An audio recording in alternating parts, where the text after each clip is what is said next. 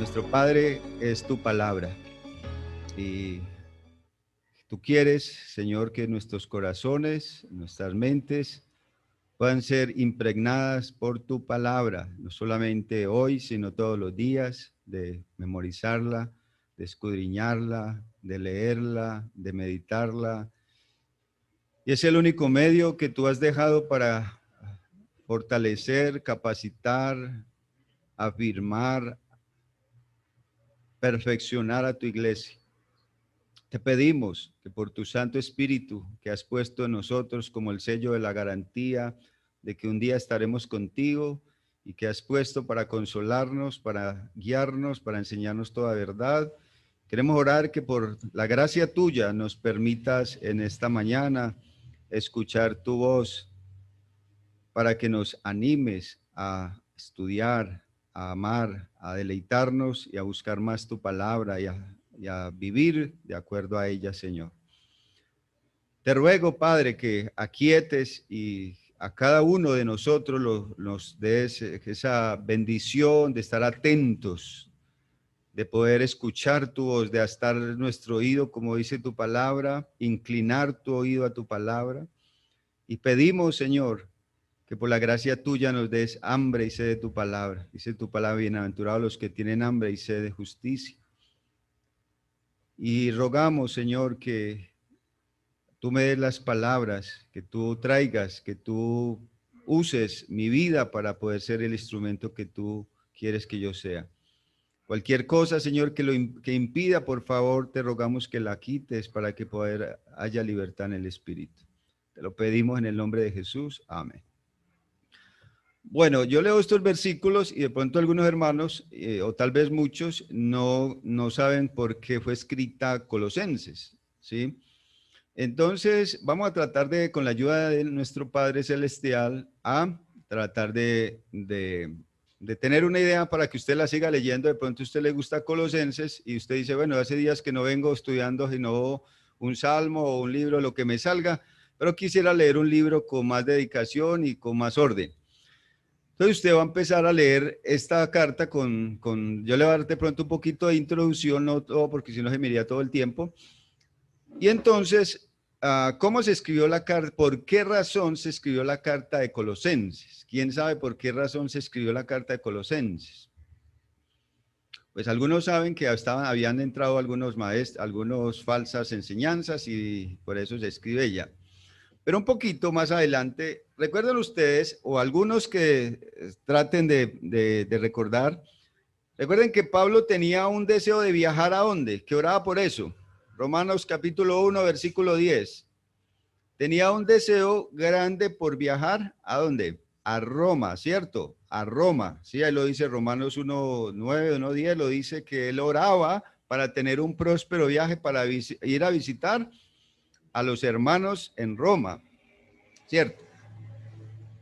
Ustedes saben que esa petición no se llevó a cabo, el próspero viaje, porque realmente, pues podríamos decir que no fue un viaje como tan bueno. ¿Cómo fue el viaje de Pablo a Roma? ¿Se acuerda cuando estudiamos Hechos? Que fue un viaje terrible, podríamos decir, un viaje tenebroso, un viaje espantoso, porque viajar en un barco en esas condiciones, como le tocó viajar, que al final terminó naufragando. Ese barco terminó dañándose, hundido. Ellos llegaron a una isla, algunos pudieron llegar allá nadando, otros no sabían nadar, se subían en lo que podían y ya terminaban, porque el Señor había dicho que ninguno iba a perecer.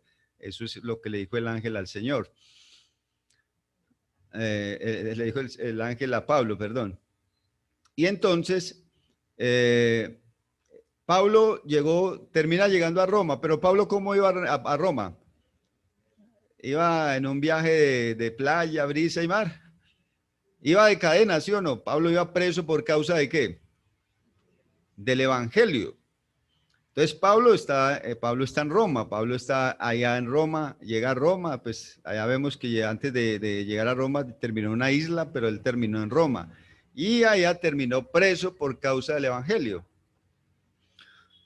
Entonces, podríamos decir que Pablo tenía muchos deseos de visitar a los hermanos de Roma, pero de la manera diferente, pero no lo pudo hacer. Y entonces para ir metiéndonos en la situación, en el tercer viaje misionero, Pablo, está un tiempo en Éfeso. Antes de eso, estoy tratándolos de meter en la historia para que ustedes Pablo estuvo un tiempo en Éfeso, ¿sí o no? ¿Cuántos años estuvo en Éfeso? Estuvo 2 años, ¿cierto? Hechos 19 días, usted ve ahí que Pablo dice que estuvo en Éfeso 2 años.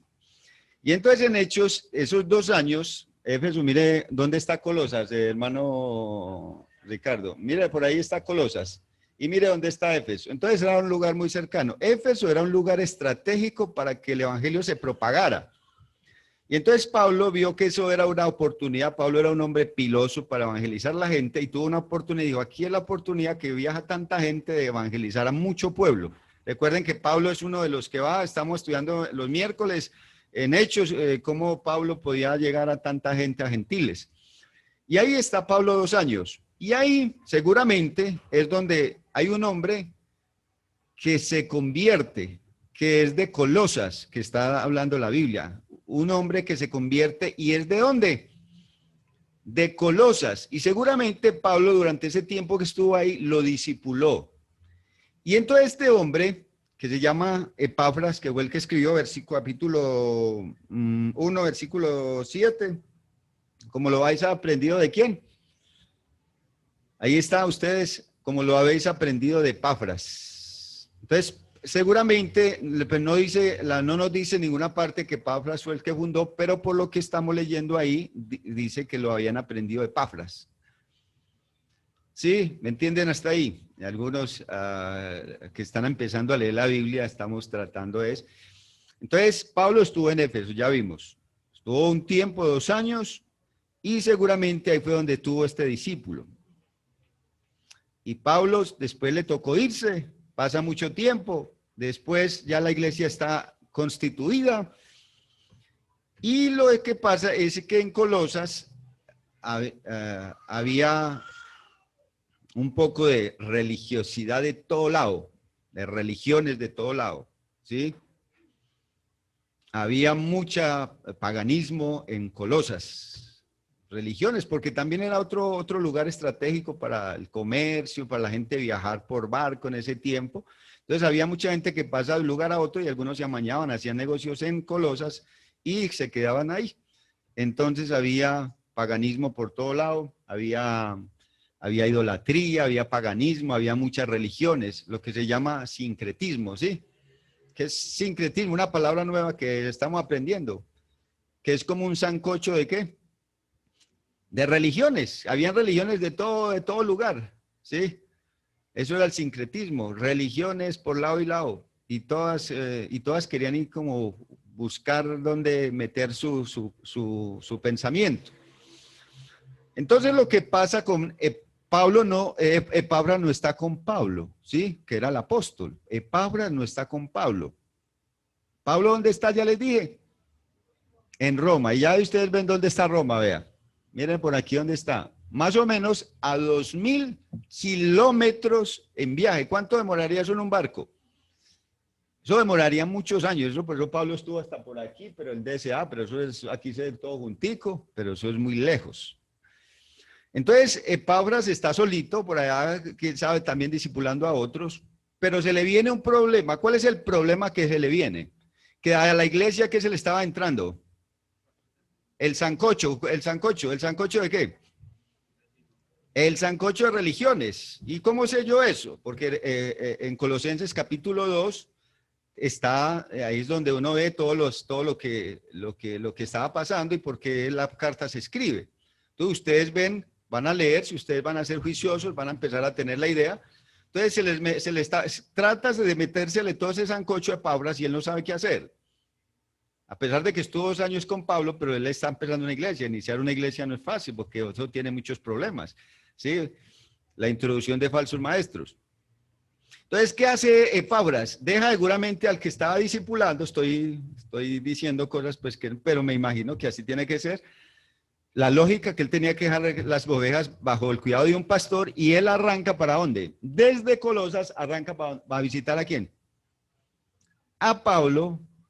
Y entonces le va donde el apóstol Pablo, no sé cuántos meses duró su viaje. Él viaja en un barco, coge un barco, es un hombre muy guapo, todo ese tiempo viajando en barco y después la de vuelta. Pero él necesitaba ir a buscar a Pablo. Pablo, necesito ayuda. ¿Por qué, Epafras? ¿Qué está pasando? Es que se me metió un sancocho de religiones, estaba como introduciendo un sancocho de religiones, los hermanos ahí unos están confundidos y yo los amo y quiero ayudarlos. Y entonces, ¿qué hace Pablo? Entonces, Pablo empieza a coger, ¿qué? Un esfero, seguramente un kilométrico, no sé, un papermate, no sé, o bueno, una pluma que era lo que usaban, y empieza, ¿qué hacer? A escribir la cartica. Entonces, ¿cuál era el problema que estaba pasando? Para poder que me cojan la idea. ¿El sincretismo o el qué? La mezcla de religiones, una mezcla de religiones que estaban propagando. Usted lo va a leer en el capítulo 2, si usted quiere entender más la palabra, ya lo dije. Pero así es que necesitamos estudiar la Biblia, porque si cogemos solamente un versículo de allí y no lo cogemos todo, pues entonces no vamos a coger la idea. Y entonces Pablo empieza a escribir. Y entonces vamos a leer unos versículos ahí. Versículo 3, que pues ya el capítulo 1, pues la idea es yo llegar hasta al 8, que es lo que quiero pues como centrarme ahí. Versículo 3, siempre entonces cuando Pablo se da cuenta, coge el esfero y dice a Pablo, versículo 1, apóstol de Jesucristo. ¿Por qué Pablo tiene que decir apóstol? ¿Será que eso lo enorgullecía, como yo decir yo, pastor, maestro, o decir los títulos de doctorado? Entonces Pablo no dice eso con jactancia, lo dice él es porque ellos sepan que Pablo ha sido delegado por ¿quién? ¿Quién fue el que delegó a Pablo para poder ser un apóstol? Jesucristo mismo dice a Pablo, yo no fui uno que vi la oportunidad de hacerme apóstol y de aprovecharme de las circunstancias para sacar plata a los hermanos. Y entonces yo soy apóstol, sino que Pablo está diciendo que es un apóstol, no porque él quiso, no porque él le dio el arrebato, sino que fue mismo Dios quien lo puso como apóstol y le dio esa autoridad. Y recuerden que cuando a ellos hablaban de un apóstol, ¿en qué pensaban? Pues en una autoridad delegada de ¿quién? De Cristo. ¿Y cómo se sabían que era una autoridad delegada de Cristo? Por los señales y prodigios que hacía un apóstol. Eso los acreditaba y ellos hacían milagros, señales, y eso mostraba que venía de parte de quién, de parte de Dios. Entonces, por esa parte es que Pablo dice que él es un apóstol para que le crean en la carta, que él no es cualquiera que va a escribir la carta, sino que tiene una autoridad y que viene de parte de Dios. Y entonces dice el 2, a los santos y fieles hermanos que están en ¿dónde? Entonces, que está en Colosas. ¿Quién le llevó el informe? Epafras. ¿Pablo conocía a los de Colosas? No, ¿por qué no los conocía? Les voy a decir el capítulo 2, versículo 1, para que ustedes sepan por qué no los conocía. 2:1, porque quiero que sepáis cuán grande lucha sostengo por vosotros y por los que están en ¿dónde? En la Odisea y por todos los que ¿qué? ¿Qué dice ahí? Para que usted lea y usted no pase esos detallecitos, porque pues si no, ahí es donde no podemos entender muchas cosas. Porque están en la Odisea y por todos los que nunca han visto qué. O sea que los de Colosas no fueron evangelizados por quién. Por Pablo, capítulo 1, versículo 7. Como lo habéis aprendido de quién. 1:7. Entonces ahí uno dice, el 1:7 dice, como lo habéis aprendido de. Entonces, ¿por qué deducimos que quién escribió la carta? Ve que quién llevó la noticia. Ve que, perdón, que quién los llevó el evangelio a los hermanos. Que Pablo, ¿cierto?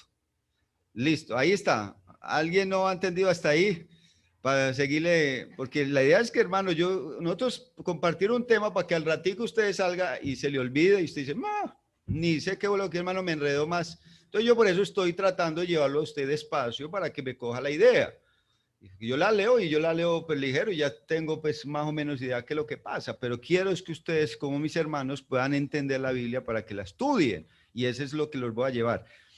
Entonces ya sabemos cómo pasó. Entonces Pabras le llevó la noticia y aquí dice el versículo 3, siempre orando por vosotros, damos gracias a Dios, Padre de nuestro Señor Jesucristo. Versículo 4, ¿qué dice? La primera partecita.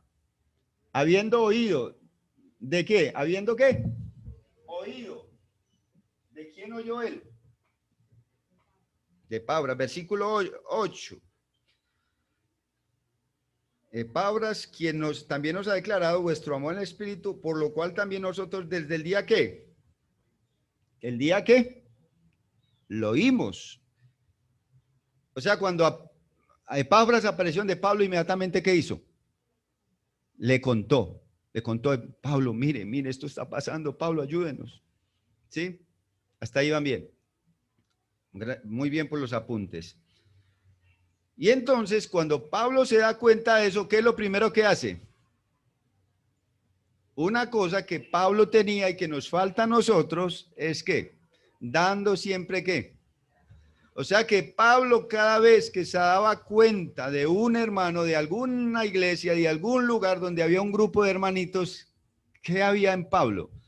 Una alegría tan grande porque a ellos les había llegado el evangelio. Pablo era un hombre lleno de amor por el evangelio, lleno de amor por Cristo, un hombre bondadoso, un hombre amaba la grey de Dios. Se alegraba tanto cuando en un lugar se empezaba una iglesia, había un grupito de hermanos y él dice que siempre, cada cuánto oraba Pablo por ellos. Mire lo que dice ahí, siempre orando por vosotros. Damos gracias a Dios Padre nuestro Señor Jesucristo, habiendo oído de vuestra fe en Cristo Jesús y del amor que tenéis a quién, a todos los santos. ¿Qué escuchó Pablo de Pablas? Que los hermanos en Colosas que tenían una cosa, una fe, y el fruto y después de usted tener una fe genuina, porque hay fees que no son genuinas, hay fe que la gente le gusta, dice que ya hizo la oración, pero nunca se le ve ¿qué? El fruto, ¿cierto? Y por eso Juan el Bautista les dijo a los que se estaban bautizando, hacer pues frutos dignos de ¿qué? Entonces lo que veía era que estos hermanos realmente tenían un verdadero arrepentimiento, ¿sí? Un verdadero arrepentimiento, no que les gustaba ir a la iglesia, no que les gustaba cantar y que les gustaban las cosas de Dios, sino que Pafras y va llevando esa nota diciéndoles, hermanos, allá tengo unos hermanos con una fe que genuina, se muestra, hay evidencias de ellos. ¿Por qué? ¿Qué tenían? El amor, y el amor es un fruto del Espíritu, o sea que eso es lo que evidenciaba que los hermanos en Colosas eran unos verdaderos ¿qué? Cristianos. Y entonces Pablo al baile dice, Pablo, hay unos hermanitos muy queridos, yo los amo, yo los llevé a Cristo, el Señor me usó, pero estoy sufriendo por ellos. Y entonces voy y les dice, vea, ellos como son, realmente tiene un amor. Pablo han orado por usted, por el ministerio suyo, y él va, porque en el versículo 8 dice, quien también nos ha declarado vuestro amor en qué? En el Espíritu, ¿sí? Solamente porque tenemos el Espíritu de Dios es que podemos producir el amor de Dios. Alguien que no tiene el amor de Cristo jamás podrá producir eso. Y entonces aquí es una de las evidencias claras que quiero mirar y usted resalte, es que si usted es un verdadero cristiano, hay un deseo, tiene un amor por los hermanos. No tanto, ay, te amo, ay, un abrazo, sino que usted ora por ellos, usted se interesa por ellos, usted usa los dones que tiene, usted si está necesitado, lo dice Juan, usted se preocupa cómo ayudarle a él. Y eso es una muestra, porque antes usted se preocupaba por usted mismo y era un egoísta o éramos unos egoístas que estamos pensando en comprar y buscar lo nuestro, usar la plata en lo nuestro, ir para nosotros. Pero ahora yo creo que los que realmente están aquí, han tenido un encuentro con Cristo, una de las preocupaciones es ver hermanos que están sufriendo, hermanos que tienen necesidades, hermanos que están orando, están mirando cómo les ayudan con un mercadito, cómo oran por ellos, cómo los visita. Es una evidencia de qué, del amor de Cristo. Y si usted dice, no, a mí me importa poco, perdón la palabra, no me interesa si el hermano José no vuelve o si el hermano César de Ricardo, o sea, 15 días, siquiera no vino. Cierto, es muy triste que uno ver que los hermanos no podían venir porque estaban enfermos, ahí ve uno la ausencia. Entonces hay un interés por quién. Es una evidencia de una fe genuina. Seguimos. Entonces dice, esa fe, esa vida que ellos llevaban, había una causa que los inspiraba. ¿Cuál era la causa que inspiraba a ellos a vivir de esa manera? Ellos en el Evangelio les explicaron bien. ¿Qué les explicaron bien? Que había una ¿qué? Una esperanza. ¿Cuál esperanza es la que el cristiano debe tener? Pues para algunos la esperanza es la pensión, para otros es el carrito, para otros es el negocito, para el otro es la finquita, para el otro es buscar cuándo termina de trabajar. Bueno, son muchas cosas que el mundo tiene por esperanza. Pero los cristianos solamente, hay una esperanza gloriosa que tienen, que habló el apóstol Pedro. ¿Cuál es esa esperanza gloriosa, inmarcesible, una esperanza que no se marchita, una esperanza que no se corrompe? Dice Pedro, ¿cuál es esa esperanza? La esperanza de que si se muere, de que si parte de este cuerpo y de este mundo, él no se va a desaparecer, como dicen los testigos de Jehová, que hasta ahí le llegó, que no va a poder ir al reino de Jehová, del reino de Jehová, que él no va a desaparecerse, que él hasta ahí le llegó la vida, que él va a ir a otro lugar. La esperanza del cristiano es ¿cuál? La vida eterna. La vida eterna, esa es la esperanza gloriosa. Ahí lo dice, a causa de la esperanza que está guardada en los cielos, de la cual ya habéis oído por la palabra verdadera del Evangelio. El Evangelio nos trae una esperanza. Ahí estábamos leyendo en la cena las bendiciones que recibimos en Cristo, pero una de las grandes bendiciones, mis hermanos, es que usted y yo, ¿dónde vamos a estar? Que este cuerpo que se enferma, que se cansa, que se corrompe, que se enoja, que le gusta el pecado, va a ser quitado y va a tener un cuerpo incorruptible. Va a haber la presencia de Dios, va a haber cara a cara a Dios, como lo dice Primera de Juan, que le veremos cara a cara como Él es. Y esta es una esperanza, que el que tiene esta esperanza, ¿qué hace? Se purifica así como Él es puro. Entonces, mis hermanos, si usted es un verdadero cristiano, su esperanza no es tanto lo que usted pueda recopilar, lo que pueda hacer, lo que pueda ganar en esta tierra, sino que su esperanza es que usted va a tener una gloria eterna, que usted va a tener también un lugar en el reino terrenal, si es que le gusta mucho la tierra, que también va a tener un lugar en ese reino terrenal. ¿No les parece también? A muchos que nos gusta la finquita y que nos gusta tener animalitos y que vamos a tener un lugar maravilloso, perfecto. Vamos a poder vivir como Dios quería. Ya no va a haber injusticia, ya todo va a ser perfecto. Vamos a estar en ese reino. Pero la esperanza gloriosa es de estar con el Señor por los siglos de los siglos, para siempre con Él, en lo perfecto, donde ya no hay sol, ya no hay calor, no hay frío, ya no hay enfermedad, ya no hay pobreza, ya no hay injusticia, ya no hay nada de estas cosas que en esta tierra. Y entonces estos cristianos están motivados por esa esperanza que tienen. Versículo 6, que ha llegado hasta vosotros, así como todo el mundo, y lleva fruto y crece también en vosotros desde el día que oísteis y conociste la gracia de Dios verdadera. Entonces Pablo estaba hablando que ese evangelio no era una secta como la que había llegado, sino que ese evangelio se predicaba ¿por dónde? Era un evangelio que se predicaba por todo el mundo. Ese evangelio tenía un poder especial. Ese evangelio tenía un poder que cambia a la gente. Ese evangelio dice ahí el versículo, que ha llegado a causa de esperanza, dice que ha llegado hasta vosotros, así como a todo el mundo. Entonces recuerde que muchas de esas sectas, ¿dónde estaban solamente?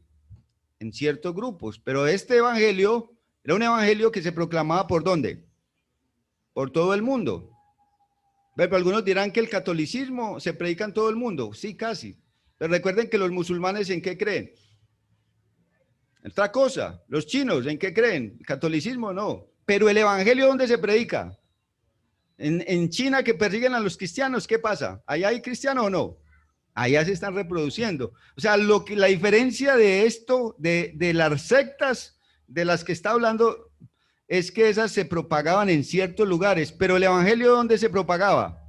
por todo el imperio romano. En todo lugar llegaba ese evangelio y cambiaba y transformaba, y otros lo predicaban, y había algo especial en el evangelio. Y eso es lo que tiene el evangelio verdadero.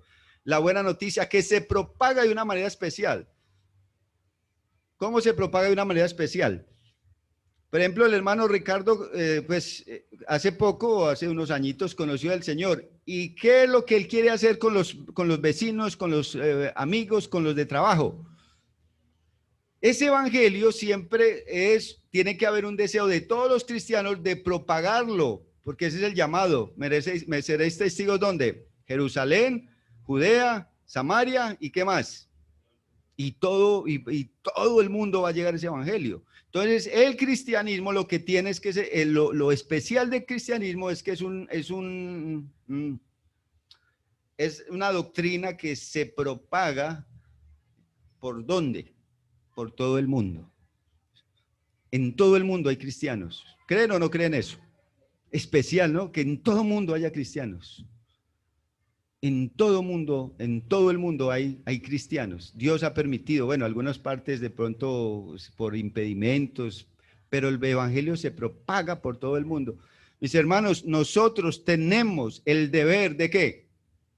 De predicar el evangelio. Es un deber. A esto fuisteis llamados, para que anunciéis las virtudes del que ya nos llamó de las tinieblas a la luz. Entonces Pablo, al ver que está hablándole a ellos, y miren, este evangelio no es una secta que apareció en Colosas, sino que es algo que se propaga por todo el mundo. Esa es la diferencia. Versículo, voy corriendo, como lo habéis aprendido de Pabras, nuestro consiervo amado, que es un fiel ministro de Cristo para vosotros. Ya lo hablamos. Ese es un fiel ministro, un hombre fiel a Dios, quien también nos ha declarado vuestro amor en espíritu. Versículo 9. ¿Cuál era la oración del apóstol Pablo? Miren pues esto. Por lo cual también nosotros, desde el día que lo oímos, no cesamos de orar por vosotros. Y aquí está la oración que hacía Pablo. ¿Qué era lo que Pablo, por lo que oraba? Y de pedir que seáis llenos del conocimiento de su voluntad en toda sabiduría, inteligencia espiritual.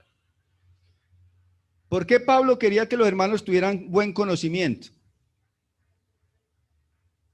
Pues recuerde qué estaba pasando, y ahorita lo vamos a ver. ¿Qué estaba pasando? Y entonces lo que yo les dije, bueno, hermanos, ¿cuál es la riqueza que ustedes, cuando inicié, cuál es la riqueza que usted, o qué es lo que usted quisiera? Si quisiera plata, quisiera oro, quisiera un buen trabajo, o quisiera una riqueza espiritual. Y Pablo en sus cartas, ¿qué es lo que hace? Orar, ¿por qué? Porque los hermanos tuvieran buena salud. No, ustedes ven que en la carta de Pablo, Pablo escribe porque estuvieran bien económicamente, porque no tuvieran necesidades, no tuvieran problemas. No es la oración que Pablo hace nunca. Uno no ve en las cartas, y por ejemplo, miremos algunas oraciones de esas de Pablo. En el capítulo Efesios 1:17, ven por qué está orando Pablo. Ahí devuelvan unas hojitas. Los Efesios 1:17, y miren la oración de cuáles eran las cosas por las que Pablo dedicaba mucho tiempo orando. Versículo 16, no ceso de dar gracias por vosotros, haciendo memoria de vosotros en mis oraciones. Está hablando a los de Éfeso, para que el Dios de nuestro Señor Jesucristo, el Padre de gloria, os dé ¿qué? Espíritu de ¿qué? De sabiduría y revelación, ¿en qué? En el conocimiento de Él. Mis hermanos, la oración que más se resalta en la Biblia del apóstol Pablo es esta. Capítulo 1 de Corintios 1:5, me parece que también ahí.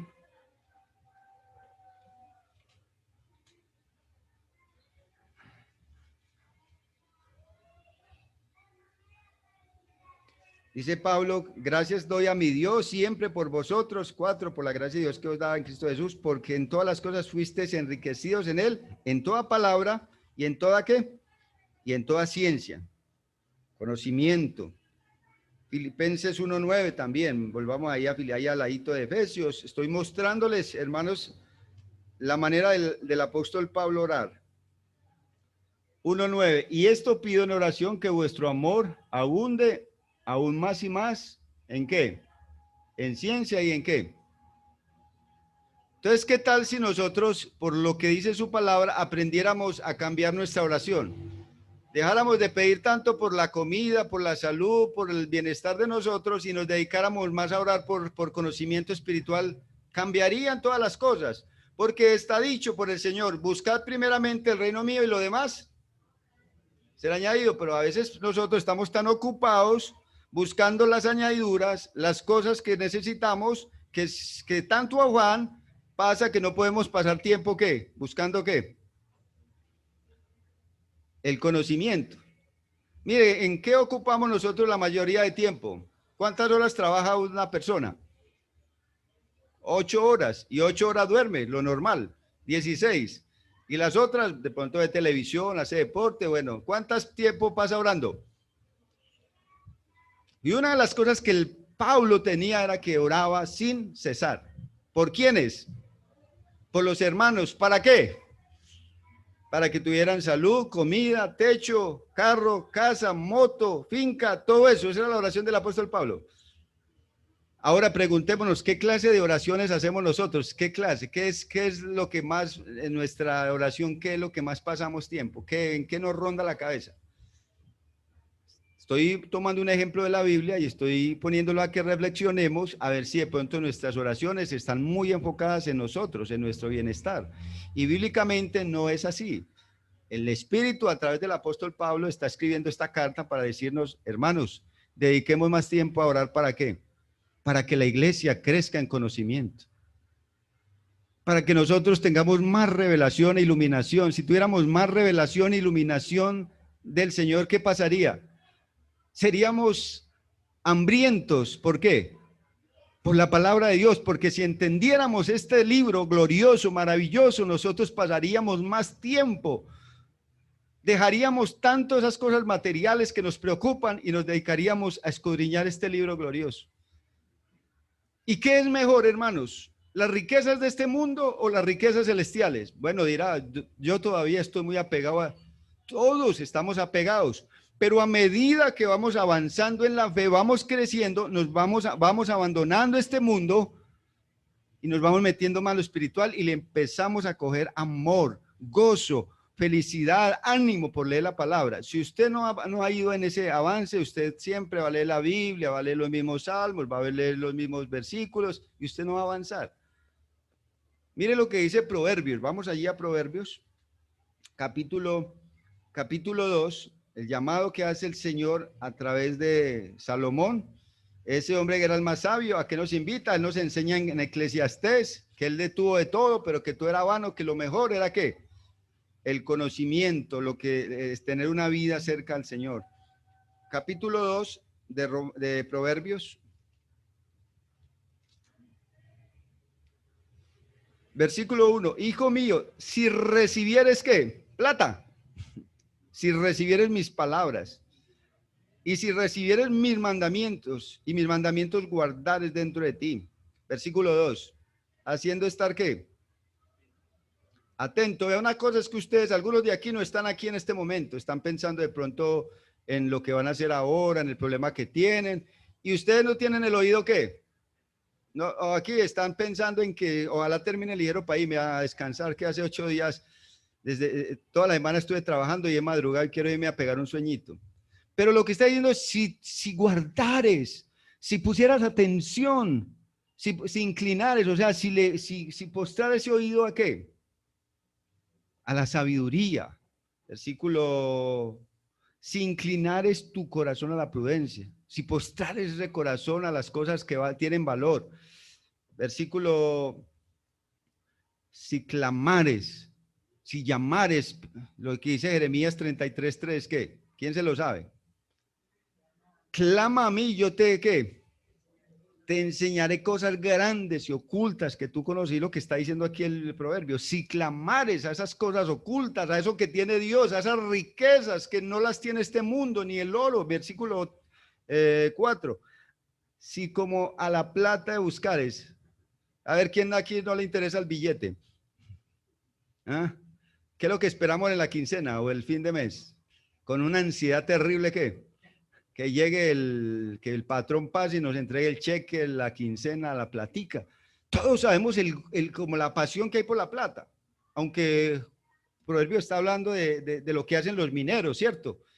Lo que dice Job capítulo 28, que se meten por allá en lo más profundo y buscan y hacen socavones. Ustedes han visto los mineros por allá en Neira, Caldas, en Irra y todo eso. ¿Sí saben qué les pasó a los mineros que se hundieron por allá, que murieron por allá? Han muerto muchas personas por allá. ¿Metidas dónde?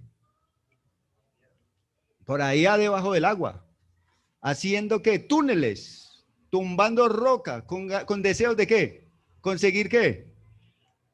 El oro preciado. Sé cuánta pasión hay por el oro. Y él está diciendo, si así como la gente codicia y desea el dinero, así codiciara mi plata.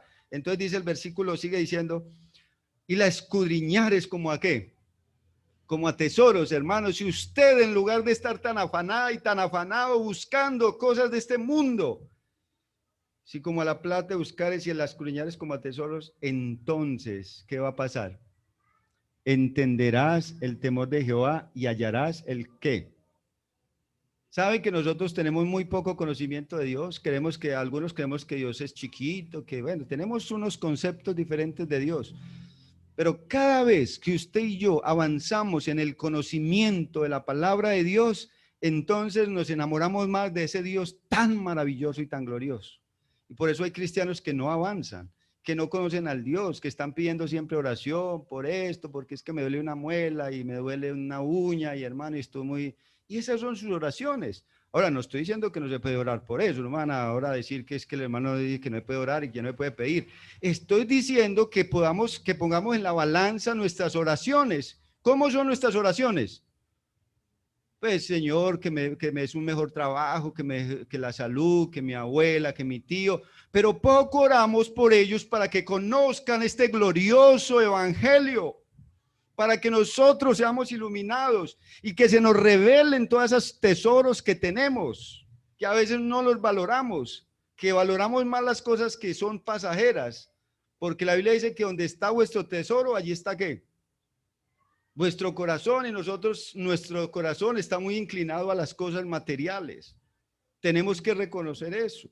Que si como Pablo que decía que todo lo tenía por basura por el conocimiento de ¿quién? Por hallar ese conocimiento de Cristo. Filipenses capítulo 3, versículo 7. Hermanos, que si nosotros, Pablo pide, no está pidiendo, ay, y Pablo dice, ay, hermanito, Pablo, mire, yo estoy aquí más llevado que ellos. Yo aquí estoy en cadenas. Pablo era feliz y estaba en la cárcel y oraba por ellos y no estaba orando por cosas materiales, porque Pablo tuvo una revelación muy grande del Señor. Entonces Pablo tuvo esas revelaciones tan grandes que él decía, qué lástima que los cristianos sean tan cieguitos y no podamos ver a ese Dios tan glorioso que tenemos. Por eso escribe capítulo 2, capítulo 1, versículo al 20, mostrando a Cristo, el glorioso Cristo, que no es un cristico, porque será que los colosenses se le estaba llegando una doctrina que decía que Jesucristo no era realmente, que la materia era mala y que el espíritu era bueno. Y entonces que si Cristo hubiera morado en la materia, él no podía ser ¿qué? Dios. Entonces Pablo le dice que en Cristo habita, en su cuerpo habita ¿quién? Él les está demostrando que Cristo habita corporalmente, Dios habita en Cristo, en su cuerpo. Y que si Dios habita en Cristo, ¿Cristo está en quién? En todos los que se han arrepentido y le han creído. Y que si Cristo está en nosotros y Dios está en nosotros, ¿qué necesitamos para esta vida? ¿Estamos qué? Estamos plenos, y eso por eso existe la palabra del pleno conocimiento. Necesitamos conocer más a Dios para decir, no necesitamos nada más sino a Cristo. Tengamos poco o mucho, con Cristo realmente es lo que necesitamos. Si hay poco con Cristo, está bien. Si hay mucho con Cristo, está bien. Pero lo poco con Cristo es mucho. Pero sin Cristo, nada. Entonces Pablo está orando por esa situación. Y hermanos, qué triste que eso es lo que hace que muchos cristianos sean tan débiles, o seamos tan débiles, por decir yo también, por falta de qué, de escudriñar más la palabra de Dios. ¿Qué es lo que nos afirma a nosotros? ¿Qué es lo que nos puede hacer firmes a nosotros? Que nadie, que vengan sectas, grupos, testigos, que venga el grupo que sea. Y no me mueve porque tengo claro quién es Cristo para mí. Lo conozco. Tengo una revelación de Él, no porque es que José predica, el hermano César, el hermano allá me enseñan, sino porque yo conozco quién es mi Cristo.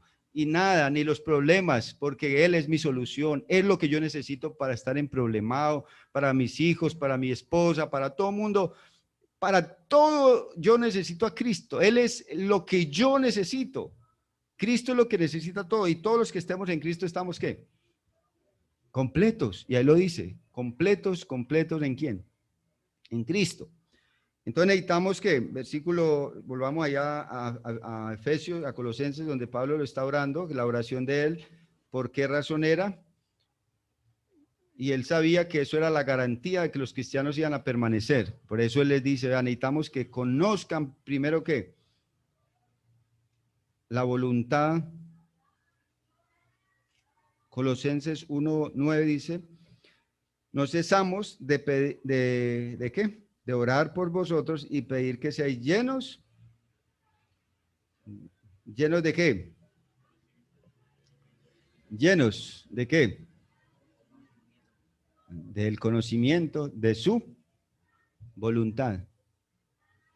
Hermanos, necesitamos ser llenos. ¿Cómo sabemos la voluntad de Dios?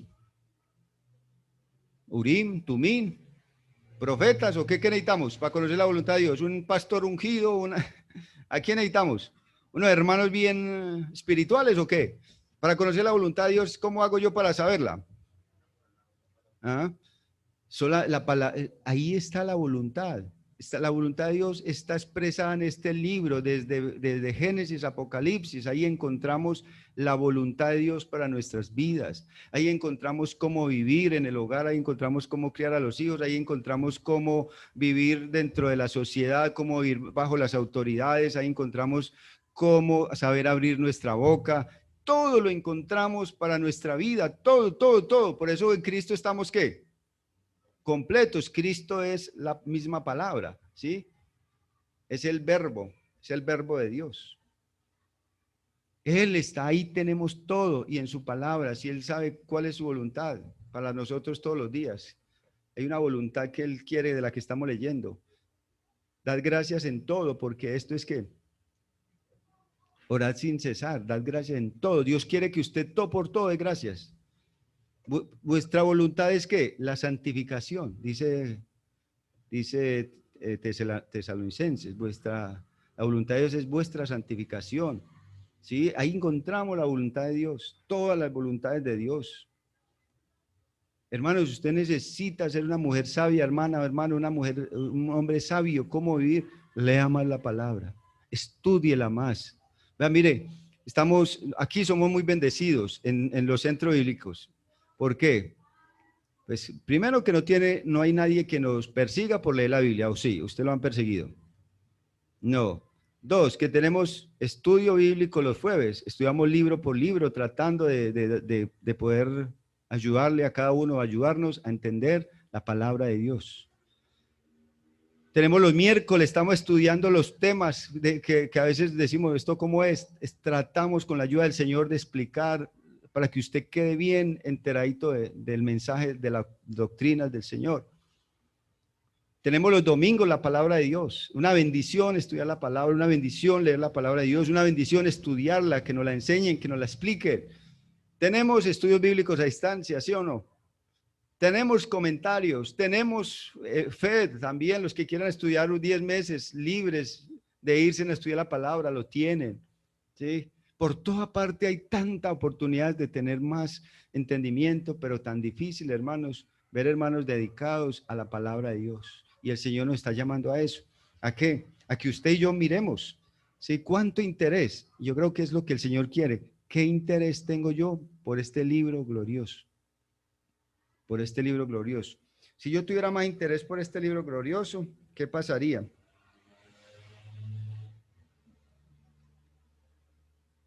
Mi vida sería más feliz. Voy a leer un versículo aquí. ¿Qué puede hacer la palabra de Dios?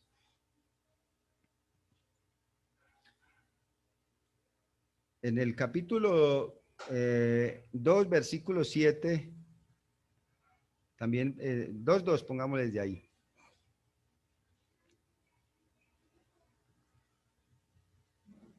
Dice, para que sean consolados sus corazones unidos en amor hasta alcanzar todas las riquezas de pleno entendimiento, ¿sí o no? A fin de conocer el misterio de Dios el Padre de Cristo y de Cristo, en quien están escondidos, ¿qué? ¿Están qué? Y si algo está escondido para yo hallarlo, ¿qué debo hacer? Es buscarlo, escudriñarlo, ¿cierto? En Cristo está ¿qué? Todos los tesoros de ¿qué? De la sabiduría y el conocimiento. Y entonces si eso nos ayuda, y dice el 4, y esto lo digo ¿para qué? Versículo 4. Si usted estudia bien la palabra de Dios, ¿qué va a pasar con un grupo que viene a enseñarle a usted que para la salvación hay que bautizarse? Usted no come ese cuento. ¿Por qué? Porque yo ya entendí cómo se llega a conocer a Jesucristo. ¿Cómo soy salvo? Entonces, y esto lo digo para que nadie ¿qué? Os engañe. Si usted conoce más la doctrina, conoce a Cristo, su doctrina, su palabra, nadie difícilmente va a ser engañado. Difícilmente va a ser engañado. Versículo 8, vuelve y dice lo mismo. Mirad que nadie os engañe con qué. Por medio de filosofías y huecas sutilezas, según las tradiciones de qué. De los hombres. Entonces, si usted quiere que nadie lo engañe, si usted quiere crecer, si usted quiere ser un hombre, versículo 7 de esta talla, versículo 7, si quiere ser una mujer, un hombre, arraigado, dice, arraigado, ¿y qué más? ¿Qué tiene que hacer para que usted tenga unas raíces profundas y que nadie lo mueva de ahí? Sí, exactamente. Usted es edificarse sobre Cristo, Él es el fundamento, ¿sí? Si usted se arraiga más, si usted echa sus raíces y deja que esas raíces penetren bien en Cristo, nadie lo va a mover desde el camino del Señor. Entonces tenemos que nadie nos puede engañar, que si estudiamos la palabra vamos a estar arraigados y sobreedificados, o sea, bien parados, con buenos fundamentos. Nadie nos mueve, nadie nos desanima, ¿sí? Ven que hay muchos cristianos que se desaniman por cualquier cosa, pero eso es ¿por qué? Cualquier bobada, ponen la mirada en el hombre y ya no vuelvo, pero porque están mirando es a los hombres, pero cuando miran a Cristo, se cimentan en Cristo, echan raíces profundas en Cristo, nadie los mueve de ahí. Pase lo que pase, vientos, lluvias, tempestades, terremotos, ahí permanece. Tsunami, ahí permanece. ¿Por qué? Porque es que Él es la roca. ¿Y quién nos puede mover de Cristo? Y eso es lo que necesitamos, conocimiento de Él para poder ser firmes en este camino. Cristiano débil se lo lleva cualquier ventarrón. Ahora miren esto que dice, ¿qué más nos sirve el conocimiento? En Efesios, ahí devuelvas en una hojita. Efesios capítulo, ¿cuál es la meta de Dios en nosotros? Efesios 4:13, que está. Pues Dios nos dio hermanos con dones, con talentos, con dones, con un propósito de enseñarnos, de irnos ayudando. Versículo 12, a fin de perfeccionar a los santos para la obra del ministerio, para la edificación del cuerpo de Cristo. Versículo 13, hasta que todos, ¿qué? Lleguemos a la unidad de la fe. ¿Qué tenían los cristianos de Colosas? Una fe profunda, una fe en doctrina o de las doctrinas, una fe en la salvación, todo bien. Estaban bien establecidos. Paulas tenía un buen conocimiento. Y a todos lleguemos a la unidad de la fe, ¿y de qué más?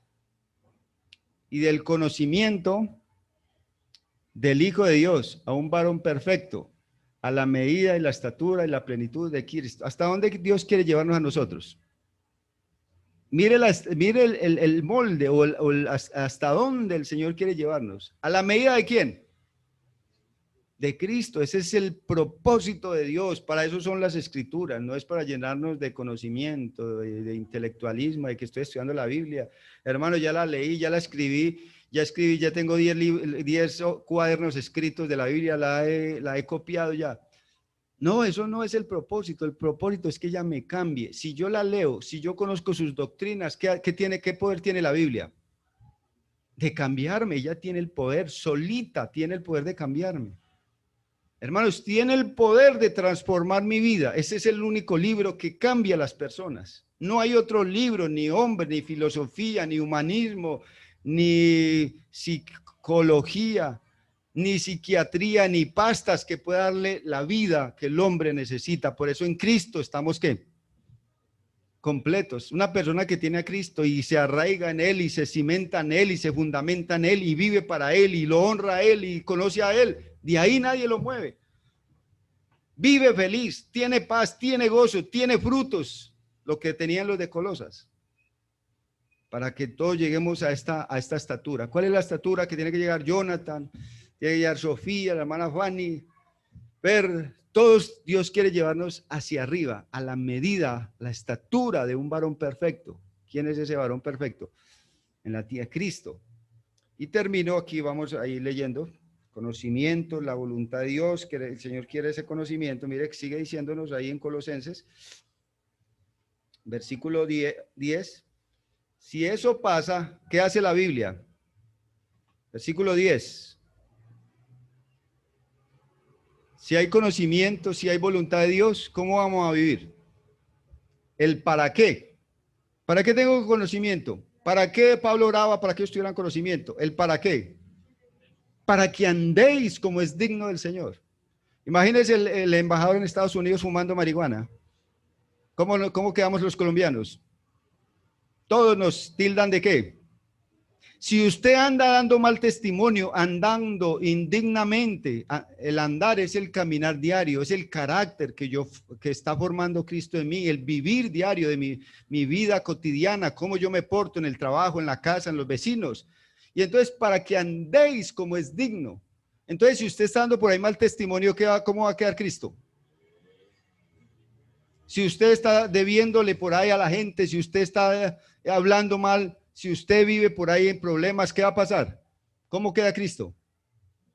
Pero usted lleno del Señor, usted evita, ¿qué? Hablar mal, tener problemas con los vecinos, porque la palabra de Dios actúa, no lo deja tranquilo, opera en usted. Por eso, hermanos, ese es mi trabajo de animarles, de hablarles, de que estudiemos la Biblia, de que nos animemos, de que eso nos da pereza, nos da sueño, nos da cansancio, no nos gusta madrugar. Pero si no hacemos ese sacrificio, como lo dice Romanos 12, pues no vamos a crecer. Usted no crece, usted le da pereza venir a la reunión, a pesar de que estamos a cuadritas, qué pereza un jueves ir no, allá otra vez a lo mismo, y entonces empezamos con la mente, nos da pereza, nos acostamos más bien, no decimos de aquí lo escucho, y desde ahí si no hay una disposición de nosotros para la palabra de Dios, no vamos a entender nada. Porque ¿quiénes son bienaventurados? Los que tienen ¿qué?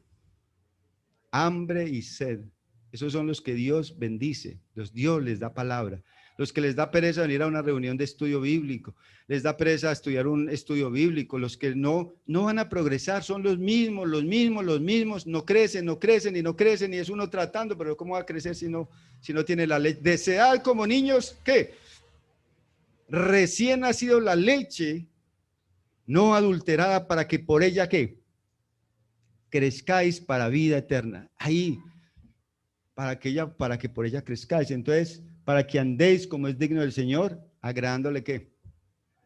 Hermanos, qué bonito que en todo lo que usted haga, todo lo hago para la gloria de Dios. Sea que comamos o que bebamos, lo hacemos todo ¿para qué? No, ya no para mí, no para mi egoísmo, no para que me vean, no para que yo me sienta bien, no. Todo lo que yo hago, en todo quiero ¿qué? Agradar a Dios. ¿Y eso quién lo hace? Una persona que va en la madurez, una persona que tiene claro a qué está en esta tierra. ¿Para qué estoy yo en esta tierra? Todos los llamados de mi nombre, ¿para qué? Para gloria mía los he creado. Y entonces todo lo que yo hago, todo lo que veo, todo lo que trato de hacer, ¿para quién estoy trabajando? Para agradar a aquel que es mi Señor, aquel que me amó, aquel que se entregó por mí, aquel que se hizo clavar por mí, aquel que recibió afrentas, esputos, aquel que lo humillaron, aquel que murió tan vilmente por mí, y yo quiero vivir para él. Si no valoramos lo que hizo Cristo por nosotros, entonces apague y vámonos, aquí no hay nada. Pero si tengo un amor por Cristo, realmente mi deseo por amarlo, vivir para Él, va a ser diario. Si valoro lo que hizo Cristo, mis hermanos, si Cristo realmente para mí tiene importancia de su obra, de su muerte, de su sepultura, de su resurrección, si todo eso que Él hizo por mí, su humillación, venirse a esta tierra, realmente mi deseo por Él va a ser más grande. Si no, murió, no, ni siquiera entiendo el plan de salvación. Entonces, que el Señor, para que andéis agradándolo en todo y llevando ¿qué? Llevando fruto. Usted tiene que llevar fruto. Y eso es lo que hablamos de los primeros cristianos. Tenían amor, tenían fe y tenían ¿qué?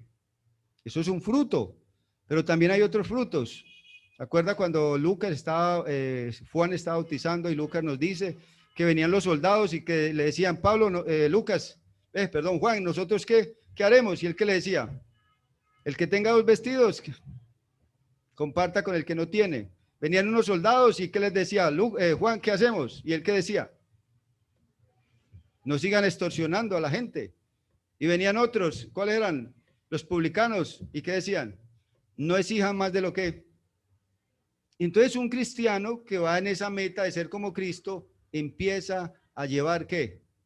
Fruto. Empieza su vida a mostrar fruto. No porque, yo quiero ayudar, pues empieza a ayudar una semana, pero la otra dice, no, se me miraron más mal porque di una ropita de segunda y yo por ahí no vuelvo, ¿cierto?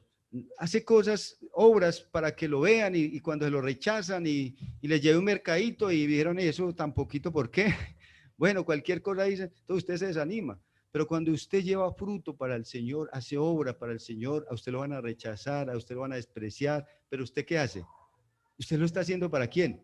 ¿Para agradar a quién? Al Señor, entonces usted vive. Entonces, el fruto, hermanos, es una evidencia de ¿qué? De que el Espíritu Santo está trabajando en mí. Si usted no tiene fruto, si usted sigue igual, si usted no ha cambiado, si usted es la misma persona hace 3, 4, 5, 10 años, no cambia, es porque usted no tiene ¿qué? Probablemente no tiene el Espíritu Santo. Pero si usted se evidencia por una vida de agradar a Dios, de honrar a Dios, de amar a Dios, de llevar fruto, de servir a otros, de vivir para otros, eso es muestra que usted es un hijo de Dios.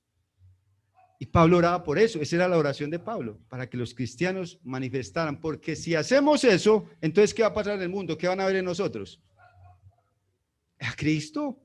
Van a ver a Cristo, les van a decir esa gente como es, esa gente como ayuda. Bueno, ellos no pueden ver en el mundo eso, entonces van a ver a Cristo. Y ese es el final de que nosotros vivamos así.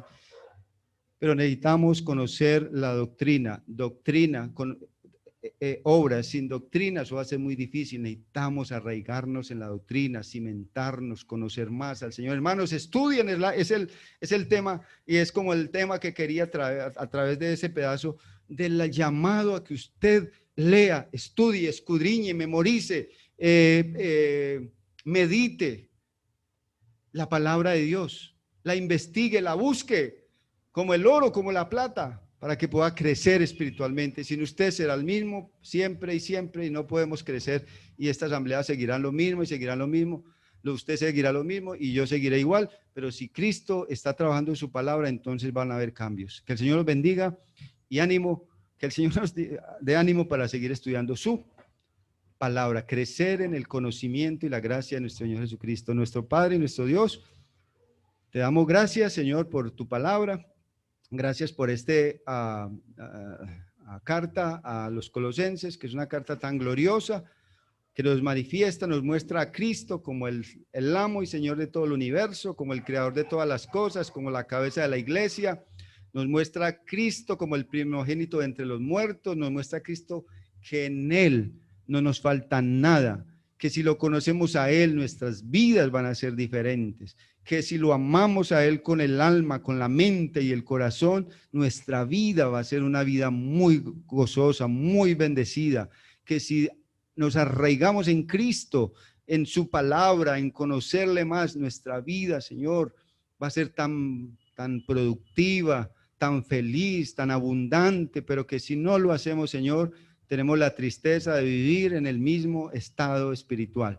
Ayúdanos, ábrenos en entendimiento, ábrenos revelación, danos revelación, ilumínanos por tu palabra, para leerla, para estudiarla, para explicarla, Señor, porque este no es trabajo de nosotros, es la obra del Espíritu Santo para animarnos unos a otros con estas palabras, Señor.